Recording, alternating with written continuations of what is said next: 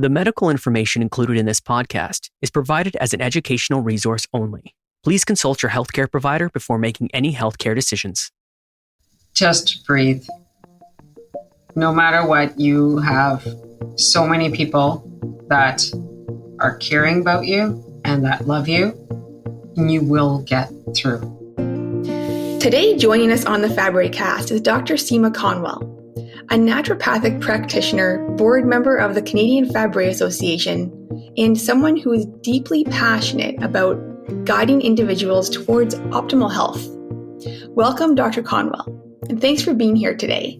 Thank you so much, Julia, for having me and for allowing this stage to continue. I've really enjoyed the other podcast so far. I've had the pleasure of knowing you for quite a few years now, and I've seen firsthand how many patients you have helped. I think seeking insight from a naturopath is important because, as we know, Fabry affects a lot of different parts of our body. And we have our Fabry specialists who work with us on these areas. And if we can include a naturopath in our circle of care as well, we can support our body in other areas that may also need some attention. Naturopathic medicine and Western medicine can complement each other beautifully, but this can also be a delicate balance sometimes. So that's why it's important to always check in with your Fabry specialist before changing or adding anything to your health routine. One of the reasons I love this topic so much, and I think it's so important, is because Fabry symptoms can be difficult enough. If there are other things going on in the body that we can address, then this helps lighten that burden. It could, for example, lead to things like better quality of sleep, having more energy, pain management, and this then leading to a better quality of life.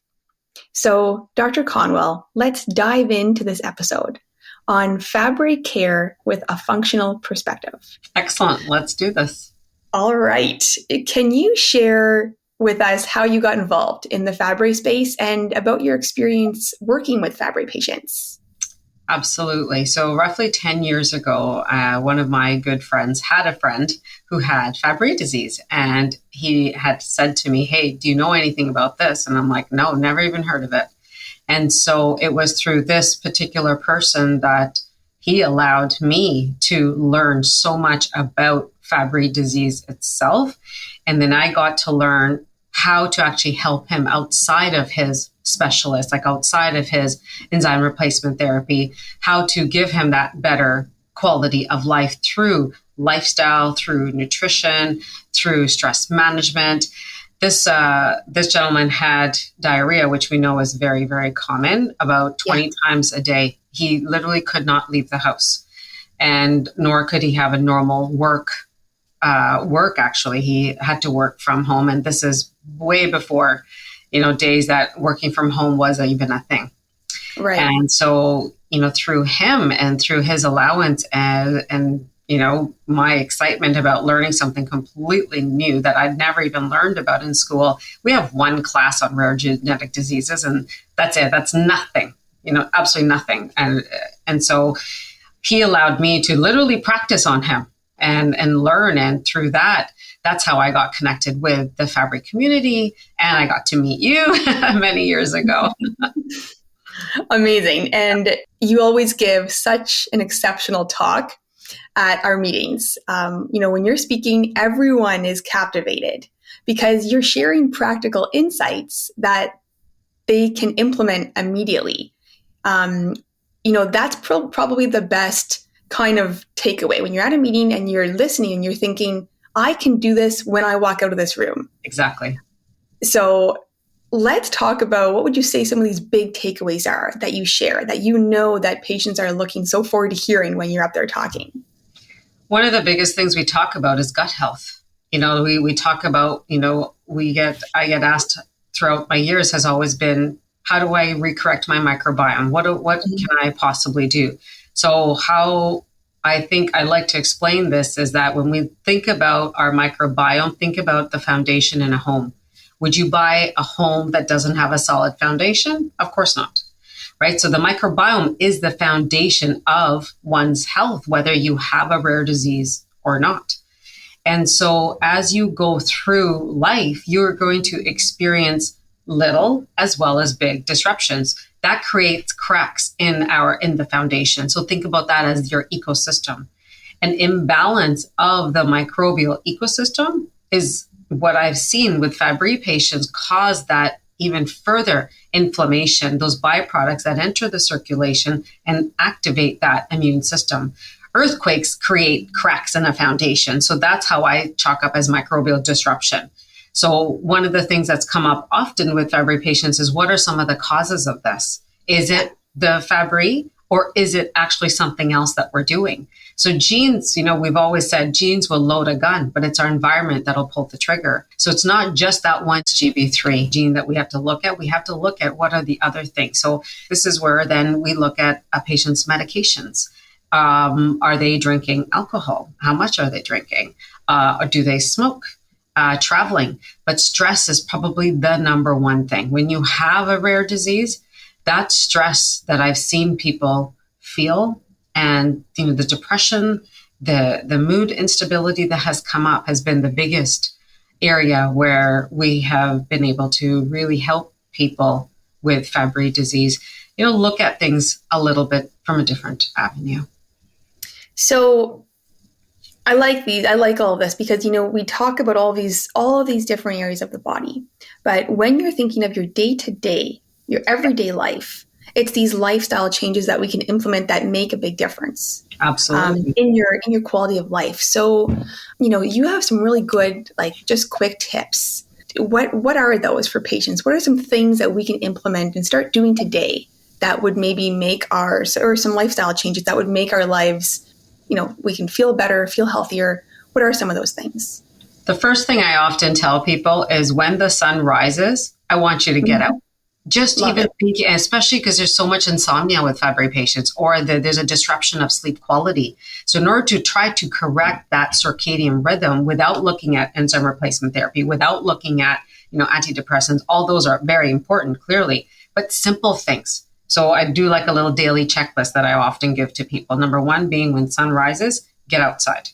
Second thing, UVA light. Now, depending where you live in the world, if it's freezing cold, the last thing you want to do is get outside. So bundle up and literally go. And if you're in a lot of pain and there's not a chance you're going to go for a walk, so then what I often suggest is bundle up, go out, take a chair on your porch, on the grass, anywhere where you're going to be able to bundle up and just sit and look up at the sky. That UVA light really helps to reset our brain biochemistry, which ultimately will lift our spirit. Third thing is breakfast. Try to make sure that you're within about an hour of waking up in the morning. Have adequate amount of clean protein first thing. Because when you think about sleep, you've now had an overnight fast through liquids, through water and food. So within the first hour that you wake up, drink a nice big glass of warm water and have some form of high quality protein. Those are the top. And a protein like eggs. What other proteins would you suggest? So I like to get, depending on if you're plant-based or if you are eating animal protein or what have you, eggs are one of my favorite sources because they're a complete protein. And that is when you keep the yellow and the white together. Organic breakfast sausages can be a very good option, especially with just make sure you look at the label and there's no sugars added into that. Some people don't like meat and they like to have something different. So if you want more plant-based, then I usually tell suggestions are to look at maybe something like a healthy fat, like an avocado, adding hemp seeds to that for your plant protein. If you like tofu, and for example, you can make a tofu scramble. Those are all, some ideas for protein sources. You said a word earlier, inflammation. And on our previous podcast, this has come up a few times that we're learning that Fabry patients do have a lot of inflammation. Yes. This is kind of a buzzword right now, and that we do see this a lot in the health space. So inflammation, there is an anti-inflammatory diet. But what are some of those things that maybe you could suggest for patients to do to just help our body cope with that inflammation better? So there's a few things. Number one, I would say look at what you're consuming every day, not just food. I'm talking about news. I'm talking about stress. I'm talking about the home environment, the work environment. What am I consuming that has the potential to cause that level of anxiety for me to climb up. When we have an increased level of cortisol, which is the stress, that is typically what I've seen with Fabry patients really facilitate that systemic inflammatory response.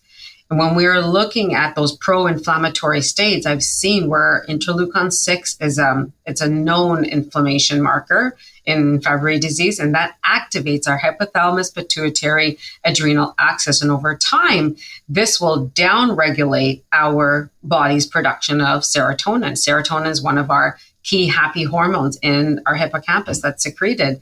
And if we downregulate that, we then in Fabry will downregulate something called BDNF, which is brain-derived neurotrophic factor. That expression leads us to more susceptibility to depression and much higher inflammation. Inflammation, though, can be seen in different ways with Fabry. For some patients, it's constipation. Some it's diarrhea. Some it's the pain. Some it's the insomnia factor. So what are some of the things that people can do is really slow down. After you've had a busy day, just stop. But there's certain foods that will really also be very helpful. I find berries to be one of the most helpful when it comes to, helping reduce that inflammatory response with Fabry patients. So blackberries are great, raspberries are great. And if you are in a colder climate and they're harder to come by, a frozen organic option is always there. Certain seeds like chia seeds and flax seeds are very helpful as that fiber source. Other veggies such as asparagus, leeks. Leeks are from the onion family. Very nice and anti-inflammatory foods as well. And something you always say at our conferences is when you're speaking about diets. A lot of people are asking about the latest diet that's going on right now. Yes. What would your advice be? To make sure that we're all keeping a balanced lifestyle and diet. You have to figure out what works for you. With Fabry, kidney function is a big thing. So if you're somebody who has a lower kidney function and maybe your GFR is not where it should be, doing something like the ketogenic diet might not be the best thing because that's very, very high in protein. So, I find some female Fabry patients they're wanting to cut out carbohydrates because they feel that's not working for them. You have to remember, yes, you may have Fabry, but you're still a female and you still have the hormone progesterone. Progesterone needs carbohydrates. So if you're still a female Fabry person who is still cycling, that week before your cycle, you have to feed progesterone, meaning progesterone needs carbohydrates, meaning you cannot do no carbs pre. Otherwise, then, mood instability can be even worse than it would normally have been. Fasting, then, is also a pretty trendy thing right now. Very much. Fasting, I know that we've spoken about this before, and I think you do a really great job of explaining the importance of fasting, but also the importance of when to fast and maybe how to do that. So if you're somebody who has potentially blood sugar imbalances, so you will know that yourself if either through blood work or let's say even through, let's say someone that doesn't eat for an hour and then you're really jittery or you get hangry, like as the term is, then maybe fasting is not the best thing for you. Certain people do great with fasts. Certain people do not. So we have to figure out for that individual. But my cardinal rule of thumb is dinner should be at least 3 hours before bed. So you don't want to eat something close to dinner because then you're going to disrupt your sleep balances. The second part of that, doing an overnight fast of about 12 hours is ideal for a lot of people because that will help to reduce that inflammatory response, with Fabry pain especially.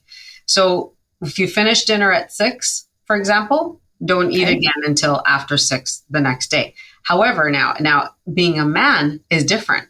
For the male Fabry population, doing a little bit longer fast actually does support, and we've seen this in multiple different patients so far, where it's actually helped that pain management, helped that anti-inflammatory component be stronger. So for men, overnight fast of anywhere from 12 to 16 hours can be very helpful. So then you don't have to follow that rule of having, protein within an hour. Females, it gets a little bit trickier. For some females, they can go 12 hours, no issue. Some can even go as long as 14 hours. So let's say you finish dinner at 6, have your protein by 8 a.m. then the next day. But for some, doing a little bit longer can, but we have to look at what your cycle is actually doing. Estrogen loves fasting, progesterone does not. So if you're in that first half of a female cycling Fabry person, doing a little bit of extra fasting, 12 to 16, may not be such a bad thing. But the key for women is do not do the same thing twice, 2 days in a row. You have to, in order to keep the metabolism and inflammation cascade low, you always want to change the amount of fast that you do daily. So one day do 12, one day do 16, another day do 14, another day don't do like anywhere close to 13 even, if that makes sense. That's great. Yeah, I think that's great to know. And really important, as you know, all of these different, there's always going to be something new that's happening. And we're hearing about it on Instagram or TikTok or anything that's kind of, up and coming. But probably the most important thing is to listen to your body, right? Always. Listen to your body, because and you got to tune in to how you're feeling. Also, I think it's very important to, touch base with your physician and get a naturopath on board too, because we can learn so much about our body, the way we're feeling, and under the guidance of both is so important to really have a good understanding of what's going on. Yes, don't attempt anything new without speaking to whoever your providers are that are, taking care of you on a regular basis, your nurses, your physicians, whoever those people are in your corner. Absolutely. Now, probiotics come up in some of our meetings. Is there certain strains that you would suggest for Fabry patients? You want to look at more shelf-stable probiotics than anything. Then if something is in the fridge, the chances of that actually helping a Fabry patient is going to be a lot less. So you want to ensure that if you are going to try any type of probiotic, that you're looking at ones that are good outside and potentially ones that even may have a digestive enzyme component to them. If you are struggling at all with any type of GI stuff, then maybe even an enzyme would be most beneficial. But specific strains you're looking at likely are Lactobacillus acidophilus. Plantarum, I find, is one of the better ones for Fabry patients, especially if there's heart stuff going on at the same time, cholesterol, any issues. Lactobacillus plantarum is the one that has actually been shown to help modulate that oxidized LDL that's often known as the bad cholesterol and really help support HDL, even if you're on a statin. Those are two that actually work very well together. That's great. And for other supplements, once again, we do want to mention that, before starting anything new in your health routine, to touch base with your physician. But when we're speaking about supplements, there's a lot of, first of all, there's different ones, there's different brands out there. So I want to briefly ask your expertise about maybe some brands, but also what have you seen that's impacted the lives of Fabry patients that could, we can incorporate to our supplement regimen if we have one? Yeah, so the supplements is always a tricky topic because it's very individual for everybody. And like Julia said, you please don't start anything without actually consulting somebody who's in your corner and knows your blood work and what have you. But vitamin D, we all know for Fabry community how critical that is. But different forms is tons of that stuff is out there. So there's liquid Ds, there's capsule Ds, depending on what your requirement is and the amount that you specifically need. So it is, I do like to see vitamin D levels for patients first before we even go ahead on that part of it, to ensure that the amount that you're going to be prescribed is the amount that you actually need. So there are, absolutely, there's tons of different brands and stuff out there. We will have a link to full script for Fabry specifically, that there's a few options. I'm not affiliated with any of these guys, but Thorne makes a very clean brand, especially if you have any type of food allergy, like if you're allergic to peanuts. A lot of vitamin D liquids, unfortunately, are in a peanut base. So a lot of patients don't know that, but that's something to be very cognizant of. Another supplement I think is important for, depending on if you have what the heart is actually doing, is something called coenzyme Q10 or cytoubiquinol. CoQ10 is, think about, our heart is the most metabolically active organ that we have. And if something's happening in the gut, it's going to be impacting the heart. So if we think about, differentiation in utero when a baby's first developing, the gut is the first organ to develop, then hours later is the heart. So of course, those two are very directly connected, as you can see in the Fabry community. If there's any, heart stuff that's going on, CoQ10 is that ignition switch for that mitochondria. So especially if you're on a statin, statins are known to drop a person's CoQ10 levels, and that's something important for heart function. So that is one. Another one I think I like a lot is fish oils. I'd like you to get fish from actual fish, but if let's say you live in a region where that may not be possible, then a high quality fish oil, whether it be liquid, whether it be a capsule version even, those are an excellent source, and always a good multi. Depending if you're a man or a woman, you want to be mindful if there's any iron in there. If you're a man, you want to make sure that the multi that you do have maybe does not have the iron in it. And then depending on your levels, of course. And then for females, I usually suggest one with iron in it. Okay, so we will put this in the show notes, a link to Fullscript, and patients will be able to log on and see your recommendations. Yeah, there's lots of different options. You do not buy everything, of course, but there's a liquid option, there's a capsule version. There's all these different options there that people can take a look at. Wonderful. That's amazing. Thank you for that. And like you said, know your numbers, get your numbers tested for vitamin D, and you can have that baseline, but also then you're not blindly supplementing. Exactly. You know how much you need to take. Yeah. Especially with vitamin D, because vitamin D is a fat soluble nutrient, which means it does build up in our fat stores.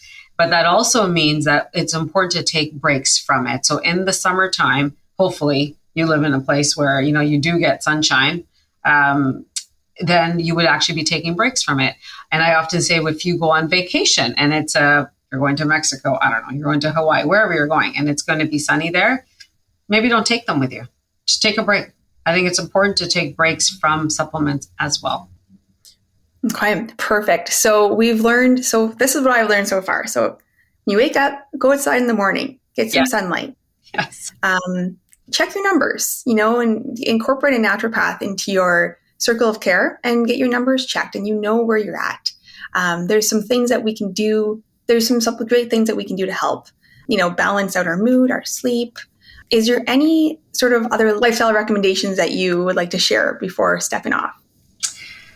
We talked about sunrise. We talked about UVA light. So making sure you get at least 5 minutes, eating breakfast, high quality protein. Maybe one more thing for Fabry patients I like to see is no snacks in the middle. So, when we're stabilizing our blood sugars, we're learning how to balance our leptin levels, having at least 3 to 4 hours between each meal is ideal. It also always depends on the individual.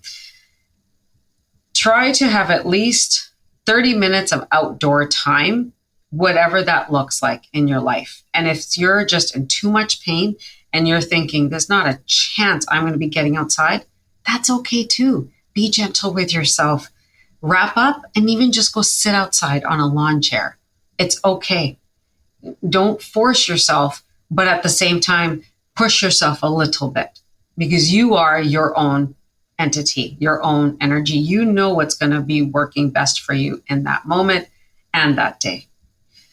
The last thing is, drink your water. Start your day with that warm glass of water, nothing cold, because when you've been, overnight fasting, you are now going to be dehydrated first thing in the morning. And with Fabry, that's already a risk for your heart and for your kidneys, is that dehydration aspect. So when you start your day with warm water, you're now going to allow dilation. Cold, remember, is constriction. Warm is dilation. So we want dilation first thing in the morning to help us absorb that liquid that we're having and actually hydrate our body. Last thing is eat organic as much as your budget will allow. If you're not able to, that's okay too. Environmental Working Group puts out, every July, I believe it is, every summer, they put out the top list of the top, clean 15, it's called, and the dirty dozen. Those dirty 12 things are what you want to do as organic as possible. And the clean 15 is known as a list that doesn't have to be organic. So avocados, for instance, doesn't have to be organic. Something like berries, however, you want to ensure that they are as organic as possible. Wonderful. I remember this is a few years back, but I was in the early days of having a newborn, and I called you, and I was feeling, I think, just really overwhelmed. And you were like, just, do you have time to go outside and maybe for 10 minutes? And I was like, oof, I don't know if I do have 10 minutes right now, but you're like, that's okay. Find 5, go outside for 5 minutes and just breathe and take some breaths. And I remember what I loved so much about that wasn't so much, I thought what you said was great and I did do it. But what I loved the most is that you're always willing to work with people. Whatever they can do is enough. Whatever they can do is, and that's what I think is so great about when you're talking and when you're in the presence of patients who are feeling, overwhelmed or stressed and have all these symptoms. And it's really hard to try to figure out, what symptom. It's kind of like whatever you're feeling the biggest at that time is what you want to bring forth and help yourself with, right? Absolutely. And you do such a good job of just helping them in the moment, which is so, so, so important because that's when you need it the most. And you're always willing to work within, whether it's diet. Someone says, I don't eat vegetables. Okay, that's okay. So let's focus on what you do eat, and we'll make that work for you. So we like to end our podcast with one final tip you would like every patient listening to know. You already said quite a few tips, but is there a final tip you want to let people know about? Just breathe. No matter what, you have so many people that are caring about you and that love you, and you will get through. There are days that you're going to think, how the hell am I? Just trust your own intuition. We all have that innate ability in our own body's energetic field. Imagine that. Imagine being surrounded by a bubble. And if you don't want to talk to anybody that day, don't. But you're not allowed to do that 2 days in a row. Only that day. I love that, Seema. Whether it's through nutrition or lifestyle modifications, you always empower those listening to pursue their own wellness. And there's a lot of power in that. So thank you for being part of this community, and thanks for being you. Thank you, and to all of you for even allowing me to have this ability to even learn. I've learned so much, Julia, just from you and your health challenges and the amount that you have endured and how far you've come. It's an honor to be in your presence, truly. Thank you.